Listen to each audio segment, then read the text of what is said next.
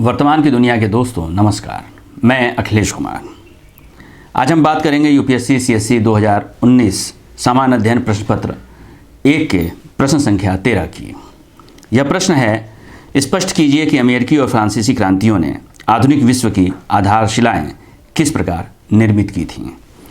250 शब्दों के और 15 अंक के इस प्रश्न में जो प्रमुख बातें आपको ध्यान रखनी है वह यह है कि आपको दो क्रांतियों जिन्होंने पूरी दुनिया को व्यापक उनके भविष्य में प्रभावित किया, पूरी दुनिया में जो आंदोलन चले उसमें इन दोनों क्रांतियों यानी अमेरिकी और फ्रांसीसी क्रांतियों के मूल्यों ने जो आधारशिलाएं तैयार की, जो डिमांड थी उन आंदोलनों की, वो आंदोलन जो उसके बाद हुए पूरी दुनिया भर में, वो किस तरह से इन दोनों क्रांतियों के जो मूल्य थे उससे प्रभावित थे, इसको स्पष्ट करना है आपको।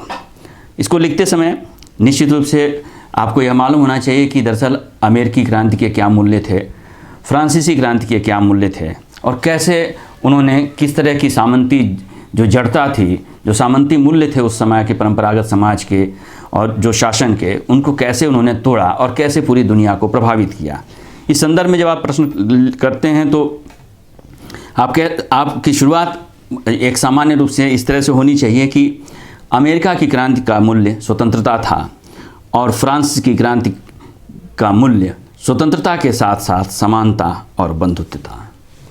मूलतः दोनों क्रांतियों की जो विशेषता थी, दोनों क्रांतियों के पीछे जो विशेषता थी वह सामंती आर्थिक जड़ता के खिलाफ लोकतांत्रिक मूल्यों के संघर्षों और उसकी स्थापना की क्रांतियाँ थीं।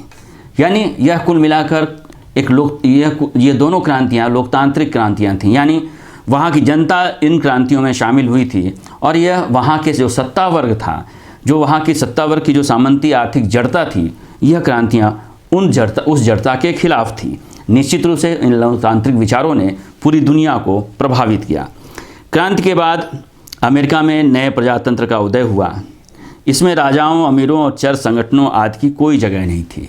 यानी धर्मनिरपेक्षता का जो कॉन्सेप्ट है वह दरअसल इन्हीं क्रांतियों के जरिए पैदा हुआ, जिसमें अमेरिका की क्रांति ने जिस लोकतंत्र का उदय किया उस लोकतंत्र में चर्च की कोई स्थिति नहीं थी, राजाओं और अमीरों की कोई स्थिति नहीं थी। दरअसल जनता प्रधान थी और इसलिए प्रजातंत्र का उदय हुआ। पूंजी के औपनिवेशिक प्रवाह को खत्म कर स्थानीय आर्थिक विकास को सुनिश्चित किया गया। आप जानते ही हैं, अमेरिका भी ब्रिटिश पूंजीवाद या ब्रिटिश शासन का, ब्रिटिश औपनिवेशिक हितों का शिकार था और वहाँ पर इस औपनिवेशिक प्रवाह को अमेरिका की जनता ने खत्म किया और वहाँ की स्थानीय आर्थिक विकास को सुनिश्चित किया। यानी बड़ी भूसंपत्तियों को तोड़कर प्रजातांत्रिक ढंग से लोगों को भूमि के अधिकार प्रदान किए गए। साथ ही अधिकांश उत्तरी राज्यों में जो दास प्रथा थी वह समाप्त कर दी गई। अभिव्यक्ति तथा लेखन की स्वतंत्रता प्रदान की गई।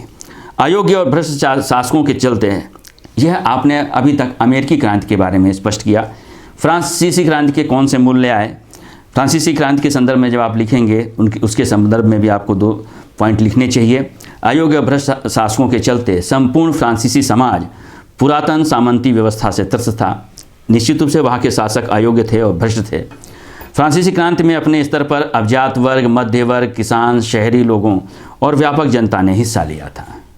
फ्रांस की क्रांति का वही दौर है जो इंग्लैंड में औद्योगिक क्रांति का दौर चल रहा था, लेकिन राजनीतिक क्रांति जो हुई वह फ्रांस में हुई और फ्रांस की क्रांति कहीं ना कहीं उस औद्योगिक क्रांति के परिप्रेक्ष्य में ही घटित हो रही थी।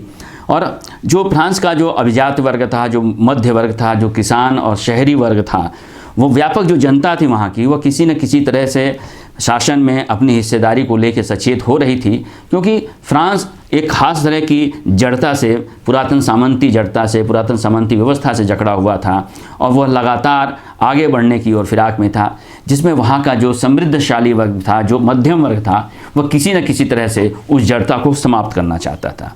ऐसे में फ्रांस के जो विचारक थे, फ्रांस के कई विचारकों ने फ्रांस की जनता को राजनीतिक बदलाव के लिए प्रेरित किया, जिसमें मॉन्टेग्यू ने शक्तियों के विभाजन का सिद्धांत दिया, वॉल्टेयर ने अभिव्यक्ति और धर्म की स्वतंत्रता का सिद्धांत दिया, टॉमस पेन ने मनुष्य के अहरणीय अधिकारों की रक्षा का आह्वान किया। रूसों ने सामान्य इच्छा की पूर्णता में आस्था जताई और आधुनिक मूल्यों का प्रभाव अमेरिकी तथा फ्रांस की क्रांतिकारियों पर पड़ा।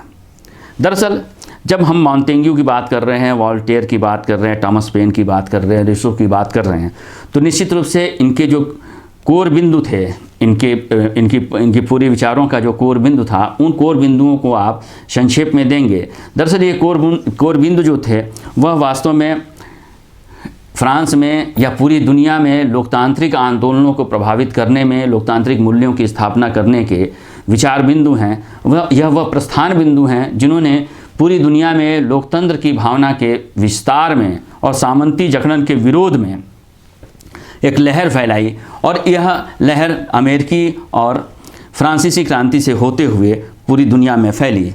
इन क्रांतियों ने, इस संदर्भ में ही इन क्रांतियों ने सामंतवाद के विनाश और पूंजीवाद की संभावनाओं को स्पष्ट करना शुरू किया। यानी व्यक्ति की स्वतंत्रता को इन्होंने विस्तृत रूप से फैलाने की कोशिश की, स्थापित करने की कोशिश की।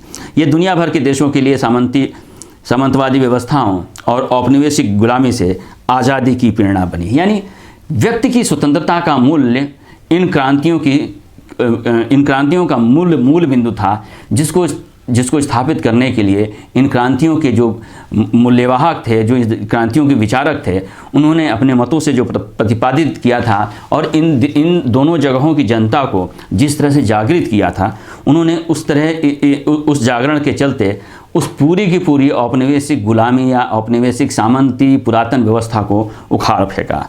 इन क्रांति के मूल्यों ने, तब आप इसको पूरे उपसंहार में जब आप लिखते हैं तो इस तरह से ही लिख सकते हैं कि इन क्रांति के मूल्यों ने उस समय घटित यूरोप के कई देशों की क्रांतियों और भविष्य में दुनिया भर के लोकतांत्रिक व्यवस्थाओं की स्थापना के संघर्षों की आधारशिला रखी। तो यह प्रश्न इसी संदर्भ में लिखा जाना चाहिए, ऐसा मुझे लगता है। और चूँकि इसमें और आपको बहुत कुछ नहीं करना है, इसमें सिर्फ स्पष्ट करना है, यानी इन अमेरिकी और फ्रांसीसी क्रांतियों के जो मूल्य थे, जो इनके जो विचार थे, वह किस तरह से पूरी दुनिया के आंदोलनों को प्रभावित कर रहे थे, पूरी दुनिया को प्रभावित कर रहे उन्होंने किया, उस बात को ही आपको स्पष्ट रूप से लिखना है। और यह मुझे लगता है कि यह सबसे एक सही तरीका हो सकता है अपने विचार को स्पष्ट करने का, अगर हम इस तरह से लिखते हैं तो। शुक्रिया। अगर वर्तमान की यह पहल आपको पसंद आई हो तो हमारे वीडियो को लाइक करें और चैनल को सब्सक्राइब करें। शुक्रिया।